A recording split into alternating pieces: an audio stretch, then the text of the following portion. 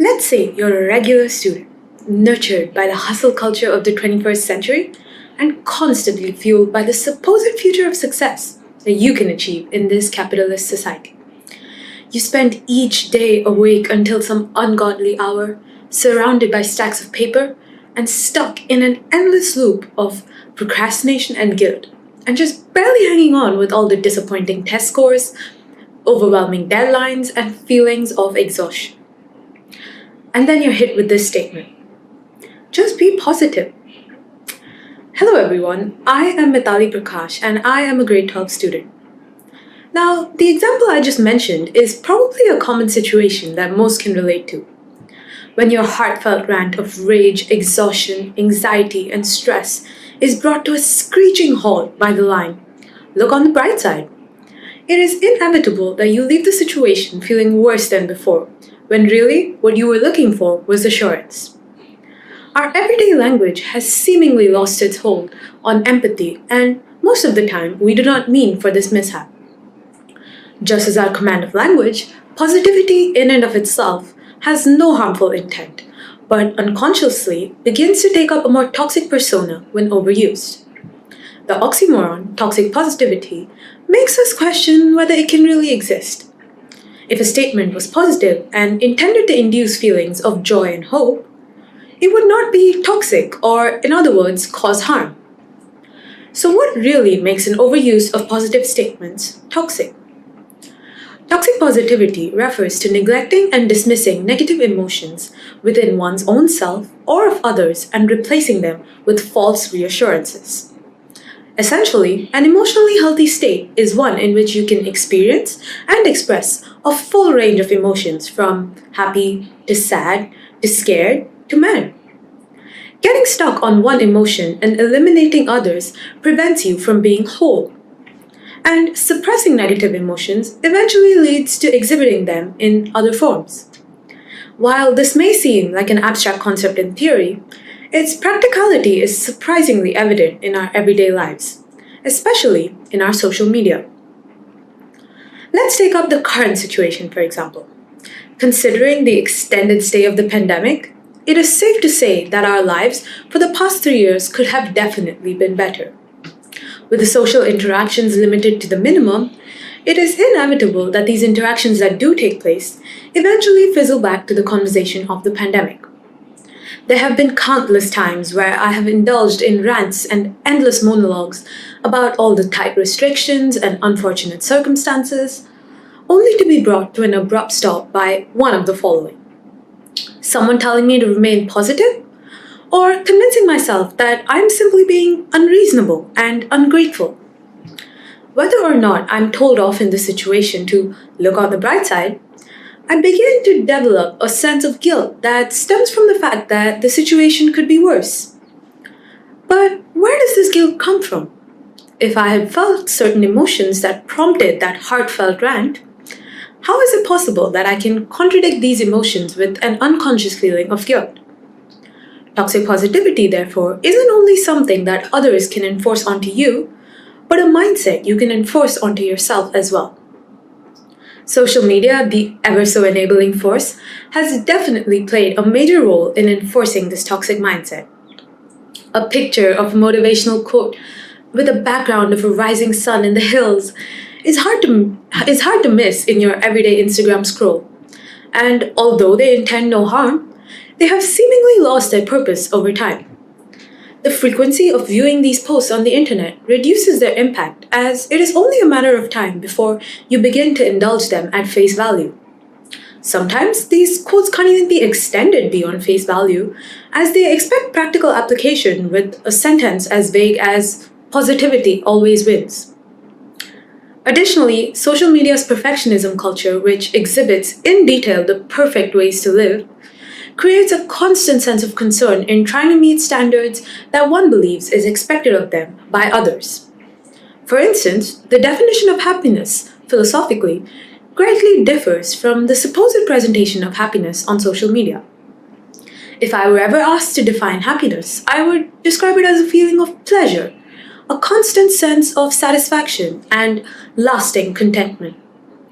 But I would also believe the person who just posted a 20-second clip from their perfect morning routine has truly acquired happiness while knowing absolutely nothing else about their lives. It is simply an illusion, hiding all kinds of possibilities, and that one glimpse intoxicates us, giving us an idea of what we could be, but are not. Waking up every day, every morning, happy, excited to start the day, may be optimistic, but is also highly idealistic. What I mean by this is that enforcing a positive mindset is not wrong, but forcing it by compulsion begins to develop guilt when it's impossible to meet unrealistic standards of being happy. Over time, we begin to invalidate our struggles and lack the ability to draw the line that determines whether or not we are allowed to exhibit negative emotions in the particular situation. Toxic positivity, therefore, is also colloquially referred to as a form of gaslighting, where one, led by others or themselves, begin to question their own judgments and reality. Now, this is where the mindset begins to create an internal disconnect in our emotions.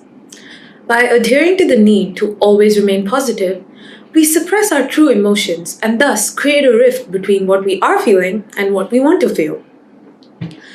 What we as a society have failed to understand is that emotions are meant to exist undeterred. Essentially, they flow according to our thoughts and situations, and by inducing another, we begin to alter their natural progression. Naturally, this understanding stems from our EQ, or emotional intelligence. Emotional intelligence is determined by the ability to express, manage, and reason with all kinds of emotions. However, we as a society have begun to favor some emotions over others, placing connotations on them and thus defeating the value of achieving a high level of EQ. We have begun to understand positive emotions as easier or better feelings that help us form connections in society. Negative emotions, on the other hand, are viewed as difficult, and this can be said so because they simply must be expressed in privacy. By doing so, not only do we limit the extent of our relationships, but also lose the ability to regulate and manage all kinds of emotions stimulated in public settings. This perception of society is displayed through our language. When we pick up the phone and begin our conversation with the phrase, "How are you?" we expect one of the three answers. "I'm fine," "I'm good," and "I'm great." If someone were to respond that their day was going horrible, we would immediately recoil at the bluntness. And this is a product of grooming by our toxic positive mindsets.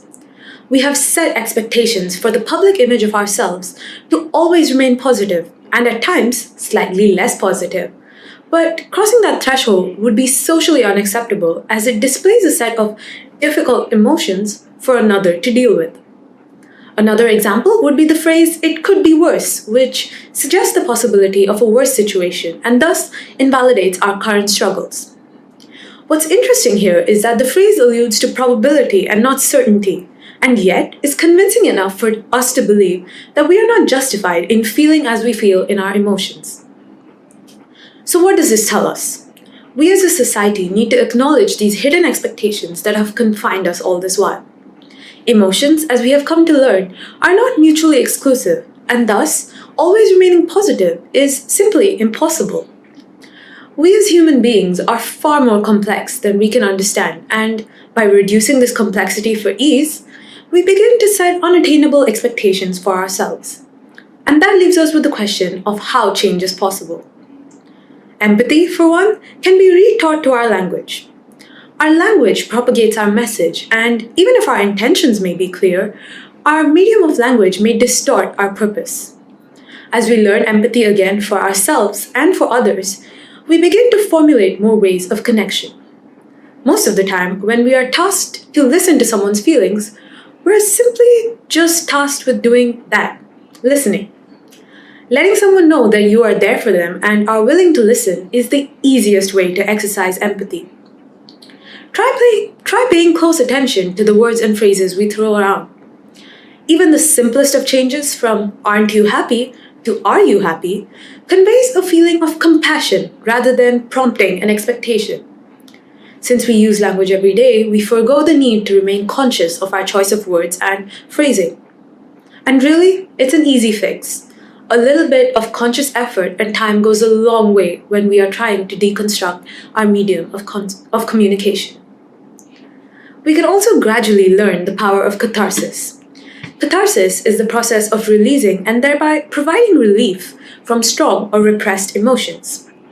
Overriding emotions, as done in toxic positivity, is evidently harmful to our mental health, but the solution to that problem should not be extreme as well.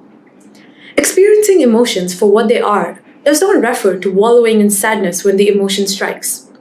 It's almost childish nature the way we berate ourselves when we accidentally smile in a fit of anger.